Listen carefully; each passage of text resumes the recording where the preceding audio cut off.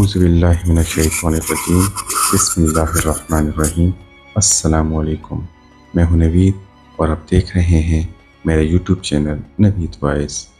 آج جو واقعہ میں آپ لوگوں کے لیے لے کر آیا ہوں یہ حضرت علی رضی اللہ تعالیٰ عنہ کا ہے۔ حضرت علی رضی اللہ تعالیٰ عنہ نے ایک دوسری شادی کیوں کی؟ حزام بن خالد اپنے خاندان کے افراد کے ساتھ ایک سفر پر تھے کہ ایک رات انہوں نے خواب دیکھا کہ وہ انتہائی خوبصورت سبز زبرجد کے موتیوں سے بنے ایک تخت پر بیٹھے، ان کے ہاتھ میں ایک نیاب موتی جس کو وہ پلٹ پلٹ کر دیکھ رہے ہیں۔ اتنی دیر میں ایک مرد گھڑ سوار آتا ہے اور ان کے پاس آ کر پوچھتا ہے، اے حزام بن خالد، کیا اس موتی کو مجھے کتنے میں بیچو گے؟ حزام بن خالد کہتے ہیں کہ مجھے اس موتی کی قیمت کا ہی علم نہیں ہے، آپ بتاؤ اس موتی کو کتنے میں خریدو گے؟ گھڑ سوار کہتا ہے کہ میں بھی تمہاری طرح اس کی قیمت سے نہ آشنا ہوں اور مجھے یہ موتی ویسے بھی نایاب ہی لگتا ہے، اس لیے اگر تم مجھے یہ موتی دے دو تو اس کے بدلے میں تمہیں ہمیشہ کی سرداری، مقام و منزلت، شرف و برکت کی ضمانت دیتا ہوں۔ حزام کہتے ہیں کہ میں نے خواب میں اس موتی کو اس گھڑ سوار کے حوالے کر دیا اور سرداری و شرف اور مقام و منزلت کو قبول کر لیا۔ اتنی دیر میں میری آنکھ کھل گئی۔ حزام بن خالد نے یہ خواب اپنے قبیلے بنی کلاب کے معززین کو سنایا تو انہوں نے تعبیر بتائی کہ جلد ہی تمہاری بیٹی جو کہ ہمارے قبیلے بنو کلاب کا نایاب موتی ہے، اس کے لیے انتہائی متبرک و عظیم شخصیت کا رشتہ آئے گا، جس کے بعد تمہیں شرف و عزت اور ہمیشہ کی سرداری نصیب ہوگی۔ حزام بن خالد سفر سے واپس لوٹے تو اس سے اگلے ہی دن حضرت عقیل بن ابو طالب بنو کلاب میں مہمان بن کر آ گئے۔ ناظرین گرامی، عرب میں یہ روایت تھی کہ جب بھی کسی بھی قبیلے میں کوئی مہمان آتا تو 2 دن تک اس کی خوب مہمان نوازی اور خدمت کی جاتی، پھر تیسرے دن اس کی آمد کا سبب دریافت کیا جاتا۔ حضرت عقیل بن ابو طالب کی 2 دن مہمان نوازی کرنے کے بعد قبیلہ بنو کلاب کے سردار حزام بن خالد نے تیسرے دن ان کی آمد کا مقصد دریافت کیا تو وہ فرمانے لگے کہ اپنے بھائی علی بن ابی طالب کا رشتہ آپ کی بیٹی فاطمہ کے لیے لے کر آیا ہوں۔ حزام بن خالد کہنے لگے، اے عقیل، امیر المومنین کے لیے ایک صحرا نشین عورت شائستہ نہیں ہے جو صحرا نشینوں کی ابتدائی تہذیب و تمدن میں پلی ہو؟ انہیں ایک بلند مرتبہ تمدن والی عورت سے ازدواج کرنا چاہیے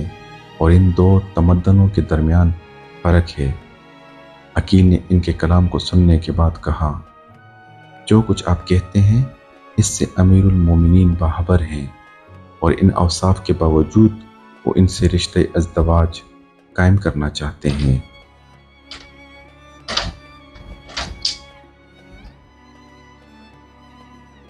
اس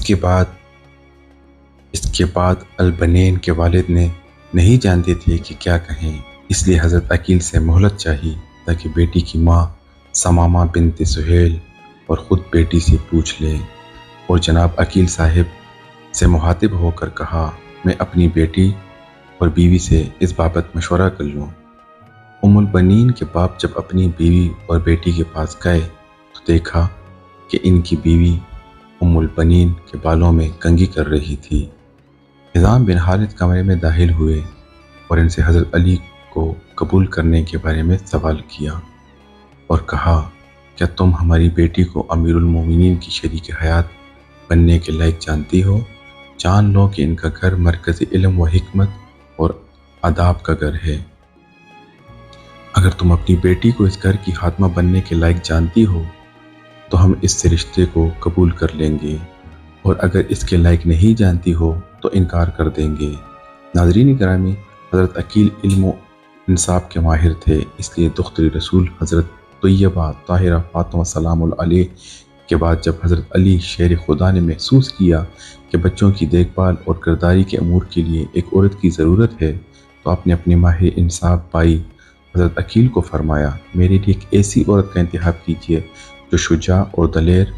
مرد عربوں کی نسل سے ہو تاکہ میں اس کے ساتھ شادی کروں، وہ میرے لیے ایک بہادر اور شہسوار بیٹے کو جنم دے۔ حضرت عقیل کے مطابق بنی کلاب قریش کے بعد عربوں کا سب سے مشہور قبیلہ تھا، جس کے مرد شجاعت کے لیے مشہور تھے۔ اس لیے حضرت عقیل نے بنی کلاب کے سردار حزام بن خالد کی بیٹی فاطمہ کا انتخاب کیا، جو شجاعت،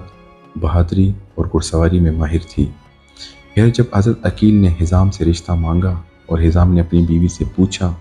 کہ کیا ہماری بیٹی حضرت علی کے لائق ہے، تو ان کی بیوی کہنے لگی، اے حزام، خدا کی قسم، میں نے اپنی بیٹی فاطمہ کی تربیت بہتر انداز میں کی ہے اور یہ ہمارے قبیلے کی سب سے سعادت مند لڑکی ہے، بس آپ اسے علی بن ابی طالب کے نکاح میں دے دیجیے۔ سنت رسول صلی اللہ علیہ وآلہ وسلم کے مطابق نکاح پڑھایا گیا۔ بعض مورخین نے اس نکاح کی تاریخ 23 ہجری لکھی ہے۔ نکاح کے فوراً بعد جب حضرت علی فاطمہ بنت حزام کو لے کر گھر آئے تو فاطمہ بنت حزام، جو شرافت کا مجسمہ تھی، کہنے لگی کہ میں اس وقت تک گھر داخل نہ ہوں گی جب تک مجھے دختر رسول حضرت فاطمہ زہرا کی بڑی بیٹی اجازت نہ دے دے۔ حضرت حسنین کریمین کو ماں کی یاد ستانے لگی تو ان کی آنکھیں آنسوؤں سے چھلک پڑی۔ جب فاطمہ بنت حزام نے گھر میں قدم رکھا تو اس وقت حسن و حسین و بہار تھا، اور فاطمہ بنت حزام نے اپنی شادی کی پہلی رات جنت کے سرداروں پر وار دی اور ساری رات ان کی خدمت میں گزار دی، اور آپ صلی اللہ علیہ وسلم کے منہ سے مسلسل یہ الفاظ نکلتے رہے، میں فاطمہ نہیں بلکہ میں تو فاطمہ زہرا کی اولاد کی کنیز ہوں۔ حضرت علی شیر خدا جب بھی فاطمہ بنت حزام کو آواز دیتے تو حضرت امام حسن و حسین کی آنکھیں اپنی والدہ کو یاد کر کے غمگین ہو جاتی، اس لیے فاطمہ بنت حزام کہنے لگی کہ آپ مجھے کنیز فاطمہ کہہ کر پکارا کریں تاکہ بچوں کو اپنی والدہ کی یاد نہ ستائیں۔ اللہ پاک نے حضرت علی شیر خدا اور فاطمہ بنت حزام کے بطن سے 4 بہادر سپوت پیدا فرمائے، جن کے نام حضرت عباس، حضرت عبداللہ، حضرت جعفر اور حضرت عثمان تھے۔ انہی 4 بیٹوں کی وجہ سے حضرت فاطمہ بنت حزام ام البنین کے لقب سے مشہور ہوئی۔ حضرت ام البنین نے اپنے یہ 4 بیٹے حضرت امام حسن پر کربلا میں وار دیے اور تمام نے شہادت کا رتبہ پایا۔ آپ نے حضرت امام علی کی شہادت کے بعد جوان ہونے کے باوجود دوسری شادی نہ کی، 20 سال سے زیادہ کی طولانی مدت تک زندہ رہی۔ آپ کی تاریخ وفات کے بارے میں اختلاف ہے، لیکن مشہور یہی ہے کہ حضرت ام البنین 13 جمادی الثانی 64 ہجری کو وفات پائی۔